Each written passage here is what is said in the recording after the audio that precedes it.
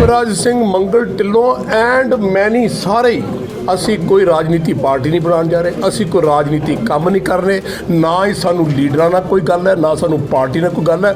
ਅਸੀਂ beyond politics ਸੋਚ ਰਹੇ ਕਿ ਆਪਣਾ ਪੰਜਾਬ ਸੁਨਹਿਰਾ ਕਿਸਮ। ਕਿਉਂ ਬੁਲਾਇਆ 13 ਤਰੀਕ ਨੂੰ? ਕਿਉਂਕਿ 26 ਤਰੀਕ ਨੂੰ ਕਿਹਾ ਸੀ ਕਿ ਇੱਥੋਂ 10 ਲੱਖ ਬੰਦਾ ਪੰਜਾਬ 'ਚ ਜਾਏਗਾ।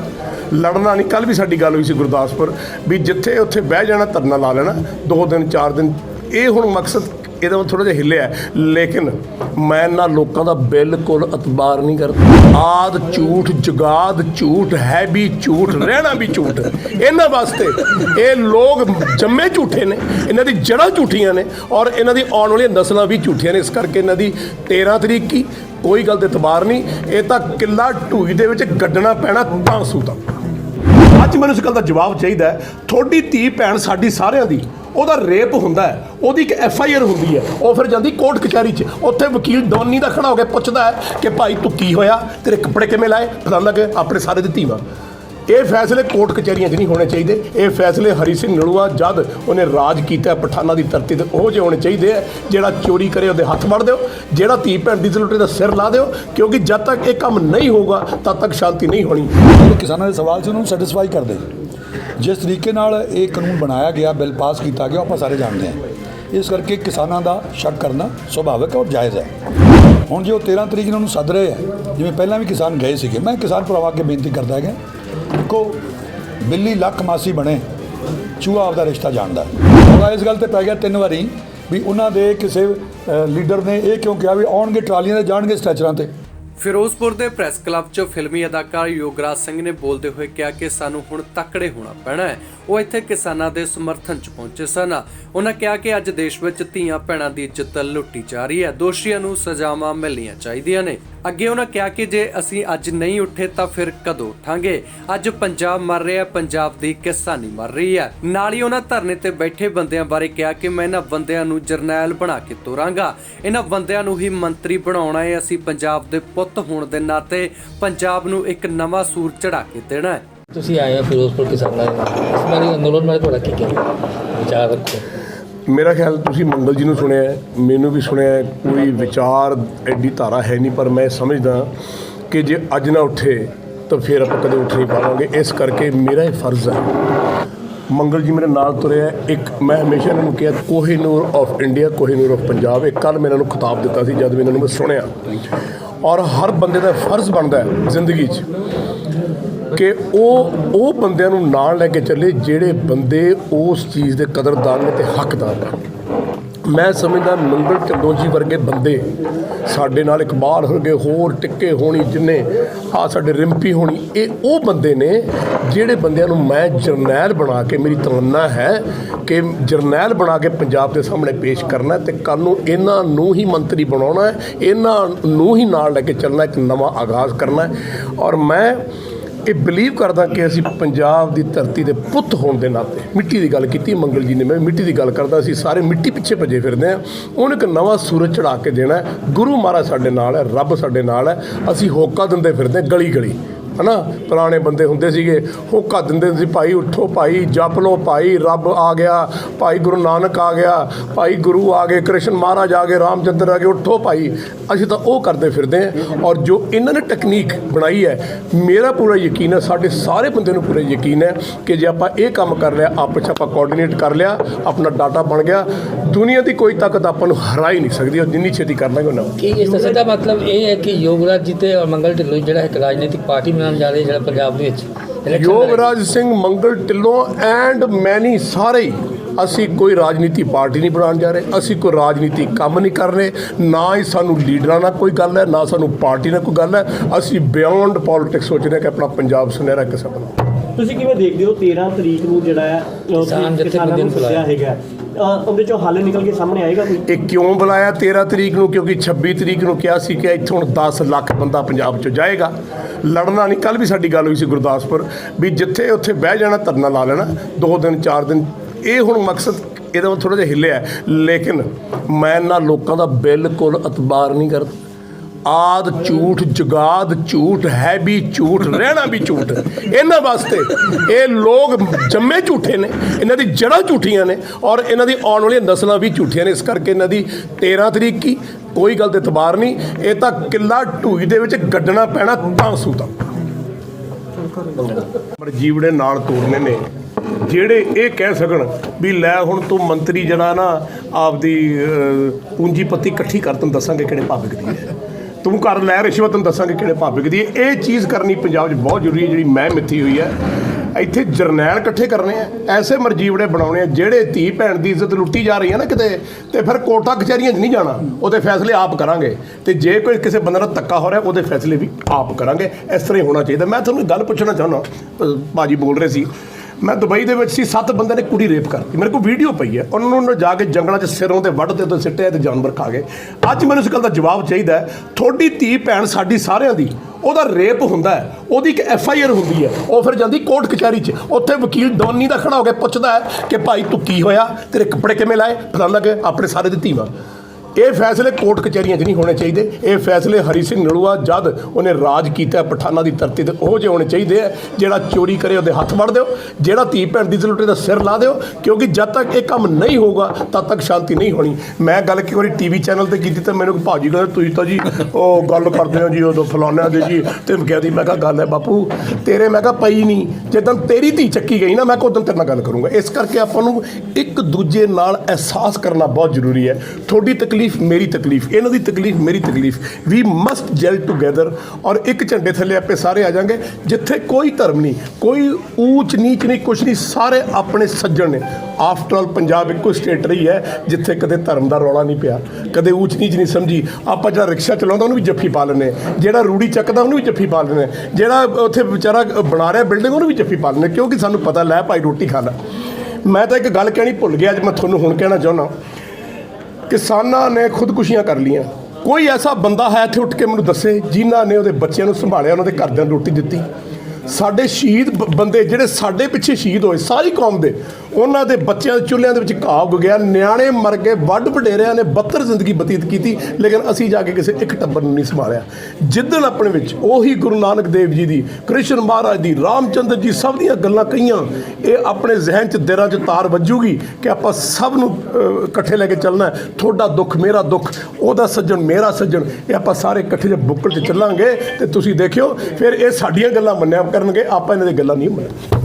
ਇਹਨਾਂ ਨੇ ਸਰ ਰੂਲ ਲਿਆਉਣਾ ਚਾਹੀਦਾ ਹੈ। ਜੇ ਦੁਬਈ 'ਚ ਹੋ ਸਕਦਾ ਹੈ, ਬਾਹਰ ਹੋ ਸਕਦਾ ਹੈ, ਅਮਰੀਕਾ 'ਚ ਹੋ ਸਕਦਾ, ਸਾਡੇ ਕਿਉਂ ਨਹੀਂ ਹੋ ਸਕਦਾ? ਇੱਕ ਲਾਲ ਬੱਤੀ ਜਦ ਜਲਦੀ ਹੈ ਨਾ ਤਾਂ ਟੂ ਕਰਦੀ ਗੱਡੀ ਨਿਕਲ ਜਾਂਦੀ ਹੈ, ਤੇ ਤੁਸੀਂ ਤਾਂ ਮੈਂ ਜਾਈਏ ਤੇ ਚਲਾਨ ਹੋ ਜਾਂਦਾ। ਕਿਉਂ ਬਈ? ਸੋ ਮੇਰਾ ਕਹਿਣ ਦਾ ਮਤਲਬ ਫੇਅਰ ਐਂਡ ਡੇਅਰ ਹੋਣਾ ਚਾਹੀਦਾ। ਤੁਸੀਂ ਸਾਰੇ ਕੋਰਟਾਂ ਦੇ ਵਿੱਚ ਧੱਕੇ ਖਾ ਰਹੇ ਹੋ, ਕਦੇ FIR ਕੱਟ ਰਹੀਆਂ, ਕਦੇ ਪੁਲਿਸ ਵਾਲਾ, ਕਦੇ ਉਹ ਰਿਸ਼ਵਤ ਖਾ ਰਹੇ ਹੋ, ਖਾ ਰਿਹਾ। ਜਦ ਨੂੰ ਬੰਦਾ ਕੋਰਟ ਕਚਹਿਰੀ 'ਚੋਂ ਬਾਹਰ ਆਉਂਦਾ ਨਾ, ਉਹਦੇ ਵਿਚਾਰੇ ਦੇ ਕੱਲਾ ਕੱਛਾ ਹੀ ਰਹਿੰਦਾ ਫਰੰਟ ਵਾਲਾ। ਸੋ ਮੈਂ ਸਮਝਦਾ ਇਹੋ ਜਿਹੇ ਰੂਲਸ ਆਉਣੇ ਚਾਹੀਦੇ ਆ, ਔਰ ਇਹੋ ਜਿਹੇ ਰੂਲ ਦੇ ਬਗੈਰ ਇਸ ਦੇਸ਼ ਦੀ ਗਤੀ ਹੋ ਨਹੀਂ ਸਕਦੀ। ਯੋਗਰਾਜ ਸਿੰਘ ਨਾਲ ਇਸ ਸਮਾਗਮ ਵਿੱਚ ਮੰਗਲ ਢਿੱਲੋਂ ਵੀ ਪਹੁੰਚੇ ਹੋਏ ਸਨ। ਉਹਨਾਂ ਇਸ ਮੌਕੇ ਕਿਹਾ ਕਿ ਅਸੀਂ ਹੁਣ ਪੰਜਾਬ ਲਈ ਲੜਾਂਗੇ, ਕਿਉਂਕਿ ਪੰਜਾਬ ਵਿੱਚ 36 ਸਾਲਾਂ ਬਾਅਦ ਕੋਈ ਲੋਕ ਲਹਿਰ ਉੱਠੀ ਹੈ, ਅਸੀਂ ਵੀ ਇਸ ਲਹਿਰ ਦਾ ਹਿੱਸਾ ਬਣਾਂਗੇ। ਉਹਨਾਂ ਕਿਹਾ ਕਿ ਕਿਸਾਨਾਂ ਨਾਲ ਕਲਾਕਾਰ, ਬੁੱਧੀਜੀਵੀ ਆ ਰਹੇ ਨੇ, ਅਸੀਂ ਵੀ ਖੜੇ ਹਾਂ। ਮੈਂ ਪਹਿਲਾਂ ਵੀ ਬੋਲ ਚੁੱਕਿਆ ਹੈਗਾ ਤੇ ਉਹਦੇ ਵਿੱਚ ਉਹੀ ਹੈ ਗੱਲ ਕਿ 36 ਸਾਲ ਬਾਅਦ ਇੱਕ ਲੋਕ ਲਹਿਰ ਉੱਠੀ ਹੈ, ਔਰ ਉਹ ਵੀ ਉਦੋਂ ਉੱਠੀ ਜਦੋਂ ਉਹਨੂੰ ਲੱਗਿਆ ਵੀ ਪਾਣੀ ਗਲ ਤੱਕ ਆ ਗਿਆ। ਕਰੋਨਾ ਦਾ ਡਰ ਪੈਦਾ ਕੀਤਾ ਗਿਆ ਸੀ, ਉਹਨੇ ਕਰੋਨਾ ਦਾ ਪਤਾ ਨਹੀਂ ਮਾਰੂਗਾ ਕਦੋਂ ਮਾਰੂਗਾ, ਪਰ ਹੁਣ ਤਾਂ ਮਰੇ ਮਰੇ ਆ। ਸਾਰੇ ਕਿਸਾਨ ਉੱਠੇ ਆ, ਉਹਨਾਂ ਨਾਲ ਫਿਰ ਸਾਰੇ ਕਲਾਕਾਰ, ਗਾਇਕ ਕਲਾਕਾਰ, ਬੁੱਧਜੀਵੀ ਵੀ ਆ ਰਹੇ ਆ।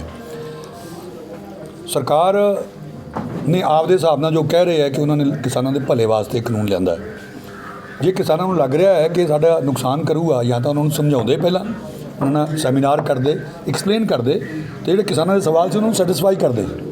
ਜਿਸ ਤਰੀਕੇ ਨਾਲ ਇਹ ਕਾਨੂੰਨ ਬਣਾਇਆ ਗਿਆ, ਬਿੱਲ ਪਾਸ ਕੀਤਾ ਗਿਆ, ਆਪਾਂ ਸਾਰੇ ਜਾਣਦੇ ਹਾਂ। ਇਸ ਕਰਕੇ ਕਿਸਾਨਾਂ ਦਾ ਸ਼ੱਕ ਕਰਨਾ ਸੁਭਾਵਿਕ ਔਰ ਜਾਇਜ਼ ਹੈ।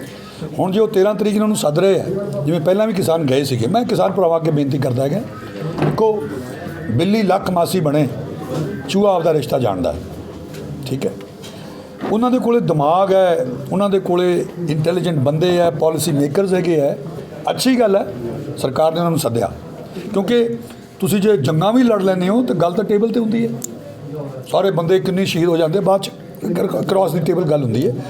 ਇਹ ਮੈਂ ਸਮਝਦਾ ਕਿ ਸਰਕਾਰ ਦੀ ਅਕਲਮੰਦੀ ਕਿ ਸੱਦ ਰਹੇ ਹੈ, ਪਰ ਇੱਥੇ ਕਿਸਾਨਾਂ ਦੀ ਅਕਲਮੰਦੀ ਹੋਊਗੀ ਕਿ ਆਪਣੇ ਕੁਝ ਵਿਦਵਾਨ ਬੰਦਿਆਂ ਨਾਲ ਡਿਸਕਸ ਕਰਕੇ ਟੂ ਦੀ ਪੁਆਇੰਟ ਗੱਲ ਕਰਨ। ਜਿਵੇਂ ਪਿਛਲੀ ਵਾਰੀ ਗਏ ਸੀ ਉੱਥੇ, ਅਤੇ ਜਿਹੜੇ ਬੰਦੇ ਨਾਲ ਸੀ ਉਹਨਾਂ ਨੇ ਮੈਨੂੰ ਦੱਸਿਆ, ਮੈਂ ਬੜਾ ਹੈਰਾਨ ਹੋਇਆ।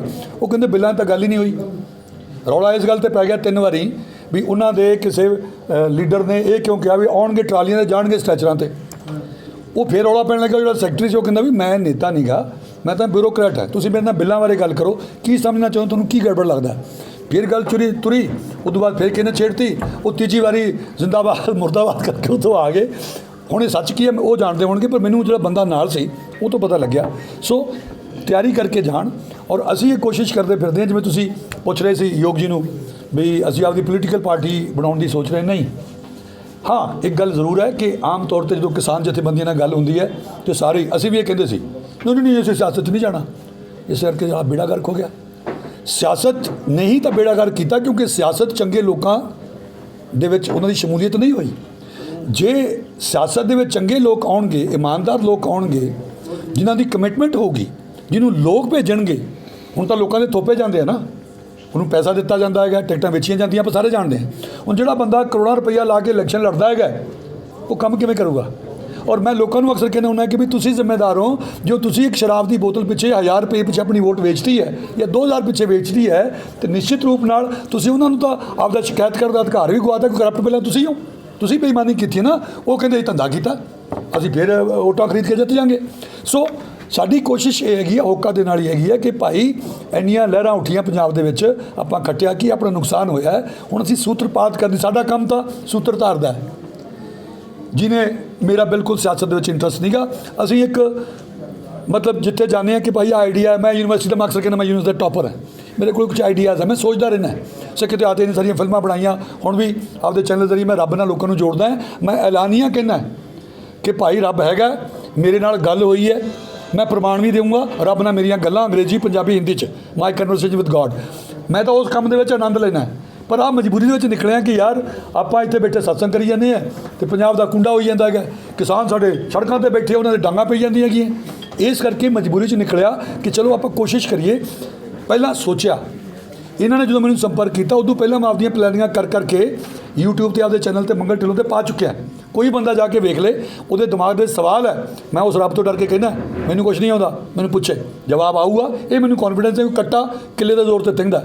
ਸੋ ਵੀ ਹੈਵ ਅ ਪਲਾਨ ਕਿ ਪੰਜਾਬ ਦੇ ਸਾਰੇ ਲੋਕਾਂ ਨੂੰ ਜੋੜ ਦਿੱਤਾ ਜਾਵੇ, ਚੈਨਲਾਈਜ਼ ਕੀਤਾ ਜਾਵੇ, ਜਿਹੜੀਆਂ ਜਥੇਬੰਦੀਆਂ ਉਹਨਾਂ ਨੂੰ ਜੋੜ ਦਿੱਤਾ ਜਾਵੇ, ਤਾਂ ਕਿ ਇੱਕ ਸਿਸਟਮ ਬਣ ਜੇ, ਇੱਕ ਸੈਂਟਰਲ ਡਾਟਾ ਪੂਲ ਉਹਦਾ ਦਾ ਬਣੇ, ਬੈਂਕ ਬਣੇ, ਜਿਹਦੇ ਵਿੱਚੋਂ ਜਿੰਨੀਆਂ ਜਥੇਬੰਦੀਆਂ, ਜਿਹੜੇ ਇਮਾਨਦਾਰ ਬੰਦੇ ਮੋਢੀ ਹੈ, ਉਹਨਾਂ ਨੂੰ ਵਿੱਚ ਮੈਂਬਰ ਬਣਾਇਆ ਜਾਵੇ। ਕੁਝ ਇੰਟੈਲੈਕਚੁਅਲ, ਕੁਝ ਕਲਾਕਾਰ, ਕੁਝ ਗਾਇਕ ਕਲਾਕਾਰ, ਉਹ ਸਾਰੇ ਕੁਝ ਕ੍ਰਿਸ਼ੀ ਵਿਗਿਆਨੀ ਜਿਨ੍ਹਾਂ ਦਾ ਬੇਦਾਗ ਕੈਰੀਅਰ ਹੈ, ਉਹਨਾਂ ਨੂੰ ਇਕੱਠੇ ਕਰਕੇ ਸਿਰ ਜੋੜ ਕੇ ਰਹਿ ਕਰਕੇ ਇਹਨਾਂ ਨੂੰ ਗਾਈਡ ਕੀਤਾ ਜਾਵੇ। ਲੜਦਾ ਇਹਨਾਂ ਨਹੀਂ ਹੈ, ਅਸੀਂ ਕੀ ਕਰਨਾ, ਇਹ ਤਾਂ ਰਹਿ ਦੇਣੀ ਹੈ। ਇਹ ਆਪਦੀ ਸਰਕਾਰ ਬਣਾਉਣ, ਇਹ ਚੱਲਣ, ਇਹ ਆਪਦੇ ਕੈਂਡੀਡੇਟ ਦੇਣ, ਉਹਨੂੰ ਜਿਤਾਉਣ, ਪਰ ਅਸੀਂ ਉਹਨੂੰ ਜੋਗਤ ਦੱਸ ਸਕਦੇ ਹਾਂ। ਇਹ ਮੈਂ ਕਿਸੇ ਵੀ ਸਿਆਸਤਦਾਨ ਨਾਲ ਜਿਹੜਾ ਮਰਜ਼ੀ ਆ ਜਾਏ, ਮੈਂ ਚੈਲੰਜ ਕਰਦਾ ਹੈਗਾ ਕਿ ਅੱਜ ਅਸੀਂ ਕਰ ਲਿਆ, ਆ ਜਾਓ ਮੈਦਾਨ 'ਚ ਆਓ, ਕਿਉਂਕਿ ਲੋਕਾਂ ਰਾਹੀਂ, ਲੋਕਾਂ ਦੁਆਰਾ, ਲੋਕਾਂ ਵਾਸਤੇ ਲੋਕਤੰਤਰ, ਮਾਲਕ ਲੋਕ ਹੈ, ਲੋਕਾਂ ਨੂੰ ਪਤਾ ਹੀ ਨਹੀਂ। ਅੰਨਾ ਨੇ ਉਦੋਂ ਕਿਹਾ ਸੀ, ਬਾਅਦ 'ਚ ਪਤਾ ਲੱਗਿਆ ਉਹ ਬੰਦਾ ਗਲਤ ਨਿਕਲਿਆ। ਠੀਕ ਹੈ, ਉਹ ਤਾਂ ਉਹਨੂੰ ਕਾਂਗਰਸ ਦੇ ਵਿੱਚ ਕਰਪਸ਼ਨ ਦਿਸਦੀ ਸੀ, ਹੁਣ ਉਹਨੂੰ ਕੋਈ ਕਰਪਸ਼ਨ ਨਹੀਂ ਦਿਸਦੀ, ਹੁਣ ਉਹਨੂੰ ਬੋਲਣਾ ਬੰਦ ਹੋ ਗਿਆ, ਬੋਲਦਾ ਨਹੀਂ। ਦੇਖੋ ਆਹ ਕਰੋਨਾ ਆਇਆ, 1.5 ਮਹੀਨਾ ਲਾਕਡਾਊਨ ਰਿਹਾ, ਮੈਂ ਆਪਦੇ ਚੈਨਲ 'ਤੇ ਪਾਇਆ ਹੋਇਆ ਕਿ ਕਰੋਨਾ ਨੇ ਸਾਨੂੰ ਦੱਸਿਆ, ਓਏ ਮੂਰਖੋ ਮਾਲਕ ਤੁਸੀਂ ਹੋ। ਕਿਵੇਂ? ਕੈਪਟਨ ਸਾਹਿਬ ਦੀ ਸਟੇਟਮੈਂਟ ਆਈ 1.5 ਮਹੀਨੇ ਦੇ ਲਾਕਡਾਊਨ ਦੇ ਵਿੱਚ ਕਿ ਸਾਡੇ ਕੋਲ ਤਨਖਾਹ ਨੂੰ ਪੈਸੇ ਨਹੀਂ। ਇਹਦਾ ਮਤਲਬ ਕੀ ਹੈ? 1.5 ਮਹੀਨਾ ਲਾਕਡਾਊਨ ਸੀ, ਇਹਦਾ ਮਤਲਬ ਸਭ ਕੁਝ ਬੰਦ ਹੋ ਗਿਆ। ਸੋ ਅਸੀਂ ਸੂਈ ਤੋਂ ਲੈ ਕੇ ਕੰਬਾਈਨ ਤੱਕ ਜੋ ਕੁਝ ਵੀ ਖਰੀਦਦੇ ਹਾਂ, ਚਾਹ ਪੱਤੀ ਜੋ ਲੈ ਕੇ ਆਉਂਦੇ ਅਸੀਂ, ਉੱਤੇ ਟੈਕਸ ਦਿੰਦੇ ਹਾਂ। ਇਹਨਾਂ ਤੇ ਘਰਾਟ ਨਹੀਂ ਚੱਲਦੇ, ਇਹਨਾਂ ਦੀ ਫੈਕਟਰੀਆਂ ਚੱਲਦੀਆਂ, ਲੋਕ ਦਿੰਦੇ ਆ, ਪਹਿਲਾਂ ਉਹਨਾਂ ਨੂੰ ਵੋਟ ਦੇ ਕੇ ਜਿਤਾਉਂਦੇ ਆ, ਤਾਕਤ ਦਿੰਦੇ ਆ, ਫਿਰ ਉਹਨਾਂ ਡਾਂਗਾ ਮਾਰਦੇ ਆ, ਪਰਵਾਹ ਨਹੀਂ ਕਰਦੇ, ਸਿਕਿਉਰਿਟੀ ਲੈ ਕੇ ਚੱਲਦੇ ਆ, ਪਹਿਲਾਂ ਮੰਜਾ ਜਾ ਕੇ ਬਹਿੰਦੇ ਨਾਲ, ਫਿਰ ਉਹਨੂੰ ਜਾਨ ਨੂੰ ਖਤਰਾ ਹੁੰਦਾ ਅਤੇ ਉਦੋਂ ਬਾਅਦ ਦੇ ਵਿੱਚ ਟੈਕਸ ਲੈ ਕੇ ਤਨਖਾਹ ਦਿੰਦੇ ਆ। ਸੋ ਇੱਕ ਚਪੜਾਸੀ ਤੋਂ ਲੈ ਕੇ ਇੱਕ ਮੁੱਖ ਮੰਤਰੀ ਤੱਕ ਦੀ ਤਨਖਾਹ ਹੈ, ਉਹ ਆਪਾਂ ਦਿੰਦੇ ਹਾਂ ਸਾਰੇ। ਤੁਸੀਂ ਵੀ ਉਹ ਸ਼ਾਮਲ ਹੋ, ਮੈਂ ਵੀ ਤੇ ਮੰਗਦਾ ਵੀ। ਜਿੰਨਾ ਚਿਰ ਲੋਕਾਂ ਦੀ ਇਹ ਗੱਲ ਸਮਝ ਨਹੀਂ ਆਉਂਦੀ, ਫਿਰ ਮਾਲਕ ਕੌਣ ਹੈ? ਤਨਖਾਹ ਦੇਣ ਵਾਲਾ ਜਾਂ ਤਨਖਾਹ ਲੈਣ ਵਾਲਾ? ਪਬਲਿਕ ਸਰਵਿਸ ਕਮਿਸ਼ਨ ਸੇਵਾਦਾਰ ਹੈ, ਉਹ ਮਾਲਕ ਬਣੇ ਬੈਠੇ ਆ। ਤੁਸੀਂ ਆ ਹੁਣ ਡਾਂਗ ਵਰੂਗੀ ਤੁਹਾਡੇ DC ਦੇ ਦਫ਼ਤਰ ਜਾ ਕੇ ਵਿਖਾਓ, SSB ਦਫ਼ਤਰ ਵੜੋ ਤੁਸੀਂ। ਜਿਹੜਾ ਆਮ ਬੰਦਾ ਹੈ ਉਹ ਤਾਂ ਡਰਦਾ ਵੈਸੇ ਨਹੀਂ ਜਾਂਦਾ, ਕਿੰਨੀ ਕੋਸ਼ਿਸ਼ ਕਰਕੇ ਨਾਲ ਸਿਫਾਰਸ਼ਾਂ ਲੈ ਕੇ ਜਾਂਦਾ ਉਹ ਵੀ ਮੈਂ ਅੰਦਰ ਵੜਦਾ, ਮੈਨੂੰ ਕੁੱਟਣ ਲੱਗ ਪੈਣ, ਸਿਪਾਹੀ ਨਹੀਂ ਮਾਣ। ਇਸ ਕਰਕੇ ਜਦੋਂ ਲੋਕਾਂ ਦੇ ਵਿੱਚ ਜਾਗਰੂਕਤਾ ਹੋ ਗਈ, ਕਨੈਕਟੀਵਿਟੀ ਹੋ ਗਈ, ਸੂਤਰਪਾਤ ਹੋ ਗਿਆ, ਉਹਨਾਂ ਨੂੰ ਅਹਿਸਾਸ ਹੋਊ, ਆਪਦੇ ਕੈਂਡੀਡੇਟ ਦੇਣਗੇ। ਇਮਾਨਦਾਰ ਲੋਕਾਂ ਨੂੰ ਪਤਾ ਹੁੰਦਾ, ਮੈਂ ਅਕਸਰ ਕਹਿੰਦਾ ਕਿ reputation travels much faster than the person himself. ਤੁਹਾਡੇ ਅਫਸਰ ਹੋਣਾ ਹੁੰਦਾ, ਪਹਿਲਾਂ ਪਤਾ ਲੱਗਦਾ ਵੀ ਬਹੁਤ ਬੇਈਮਾਨ ਬੰਦਾ ਬਈ, ਤਿਆਰ ਹੋ ਜਾਓ, ਠੀਕ ਹੈ, ਜਾਂ ਬਹੁਤ ਇਮਾਨਦਾਰ ਬੰਦਾ ਵੀ ਸਤਰਕ ਹੋ ਜਾਓ, ਪਹਿਲਾਂ ਹੁੰਦਾ। ਸੋ ਲੋਕਾਂ ਨੂੰ ਇਲਾਕੇ 'ਚ ਪਤਾ ਹੁੰਦਾ ਕਿ ਕਿਹੜਾ ਬੰਦਾ ਇਮਾਨਦਾਰ ਹੈ ਕਿਹੜਾ ਗਲਤ ਹੈ। ਜੇ ਮੰਨ ਲਓ ਇਹ ਸਬੂਤ ਦੇ ਤੌਰ ਤੇ ਇੱਕ ਜ਼ਿਲ੍ਹਾ ਸਾਡੇ ਕੋਲ 10 ਬੰਦੇ ਆ ਗਏ, ਕਮੇਟੀ ਫੈਸਲਾ ਕਰੂਗੀ, ਉਹਨਾਂ 10 ਚੋਂ ਅਸੀਂ ਮੈਰਿਟ ਵੇਖਣੀ ਹੈ ਕਿ ਆਹ ਬੰਦੇ ਦੇ ਮਗਰ ਜ਼ਿਆਦਾ ਇਹਨੇ ਬੰਦੇ ਨੇ ਕੰਮ ਕੀਤਾ ਹੈ, ਲੋਕ ਸੋਸ਼ਲ ਸਰਵਿਸ ਕਰ ਰਹੇ ਹੈ, ਸੇਵਾ ਕਰ ਰਹੇ ਹੈ, ਪਹਿਲਾਂ ਤੋਂ ਹੱਕਾਂ ਵਾਸਤੇ ਲੜ ਰਹੇ ਹੈ, ਉਹ 'ਚ ਬੰਦਿਆਂ ਨੂੰ ਇਕੱਠੇ ਕਰਕੇ, ਉਹ ਤਾਂ ਐਵੇਂ ਹੀ ਲੜ ਰਹੇ ਹੈ, ਬਿਨਾਂ ਕਿਸੇ ਹਥਿਆਰ ਤੋਂ ਹੀ ਲੜ ਰਹੇ ਆ, ਉਹਨਾਂ ਨੂੰ ਇਕੱਠੇ ਕਰਕੇ ਉਹ ਸਾਡੇ ਹੀਰੋਜ਼ ਹੈ। ਉਹ ਸਾਰੇ ਅਜਿਬ ਚੈਨਲਾਈਜ਼ ਕਰਨਾ ਬਸ, ਹੋਰ ਕੁਛ ਨਹੀਂ, ਸਿਸਟਮ ਬਣਾ ਕੇ ਦੇ ਦੇਣਾ, ਮੁੜ ਕੇ ਚਲਾਉਣ। ਸਾਡੇ ਕੋਲ ਟਾਈਮ ਨਹੀਂ, ਮੇਰੇ ਕੋਲੇ ਮੈਂ ਆਪਦੇ ਜੀਵਨ ਦਾ ਇਹ ਲਾਸਟ ਫੇਜ਼ ਹੈ। ਮੈਂ ਲੋਕਾਂ ਨੂੰ ਵੀ ਕਹਿੰਦਾ, ਬਜ਼ੁਰਗਾਂ ਨੂੰ ਵੀ ਕਹਿੰਦਾ, ਤੇ ਮੈਂ ਆਪ ਵੀ ਭਾਈ ਆਉਣ ਵਾਲੇ ਸਮੇਂ ਦੇ ਵਿੱਚ 2-3 ਫਿਲਮਾਂ ਜਿਹੀਆਂ ਬਣਾਉਣੀਆਂ, ਬਣਾ ਕੇ ਦਾੜੀ ਕੇ ਰੱਖ ਕੇ ਸਿਰਫ ਸਿਮਰਨ ਕਰਦਾ ਤੇ ਸਿਮਰਨ ਕਰਾਉਣਾ, ਆ ਮੇਰਾ ਮਕਸਦ ਹੈ। ਜਾਣ ਤੋਂ ਪਹਿਲਾਂ ਜਿਉਂਦੇ ਜੀ ਮੁਕਤ ਹੋ ਕੇ ਜਾਣਾ, ਕਿਉਂਕਿ ਮਰ ਕੇ ਕੋਈ ਨਹੀਂ ਮੁਕਤ ਹੁੰਦਾ। ਇਸ ਕਰਕੇ ਮੈਂ ਔਨ ਰਿਕਾਰਡ ਕਰਿਆ, ਸਾਡਾ ਕੋਈ ਇੰਟਰਸਟ ਨਹੀਂ ਕਿ ਮੈਂ MLA ਬਣਾ, ਮੰਤਰੀ ਬਣਾ, ਨਾ। ਸਿਰਫ ਸਾਡਾ ਪੰਜਾਬ ਵਸੇ, ਸਾਡੇ ਜਿਹੜੇ ਲੋਕ ਆ, ਮਿੱਟੀ ਦਾ ਸਾਡੇ ਸਿਰ ਤੇ ਕਰਜ਼ ਹੈ, ਉਹ ਲਾਉਣ ਦੀ ਕੋਸ਼ਿਸ਼ ਹੈ, ਹੋਰ ਕੁਝ ਵੀ ਨਹੀਂ। Thank you. ਫਿਰੋਜ਼ਪੁਰ ਤੋਂ ਪਰਮਜੀਤ ਸਿੰਘ ਪੰਮਾ ਦੀ ਖਾਸ ਰਿਪੋਰਟ। E5 ਚੈਨਲ ਪੰਜਾਬੀ ਹੁਣੇ ਸਬਸਕ੍ਰਾਈਬ ਕਰੋ, ਬੈਲ ਆਈਕਨ ਤੇ ਕਲਿੱਕ ਕਰੋ।